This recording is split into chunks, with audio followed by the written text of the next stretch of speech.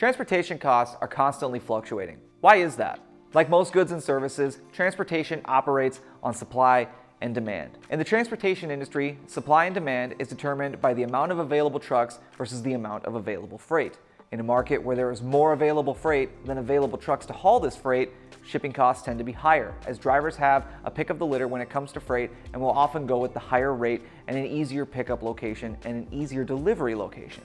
On the opposite end of that, when there are more trucks available than there is freight to go around, drivers will often underbid each other to ensure that the load winds up on their trailer to ensure that there's a paycheck waiting for them at the end of the week. While recency bias may play a factor, the market fluctuations you've been experiencing have in fact been happening for decades. Due to economic conditions in a post-pandemic United States, transportation costs may seem more volatile than they ever have been, when the reality is freight rates are following the same trend that they have been for years. Economic factors such as inflation can make wild fluctuations in transportation costs more volatile and more felt by both driver and shipper. For a lot of you, you may have used the litmus test of the price of a gallon of milk. What this is referring to is the cost of goods versus the amount of money that the average American is bringing in. If the cost of goods is higher or lower than normal, then transportation cost volatility will be felt more or less by both driver and shipper. What this means is that market volatility plays a massive factor in the stress that transportation and shipping costs can put on both drivers and shippers. Something to remember no matter what market you're in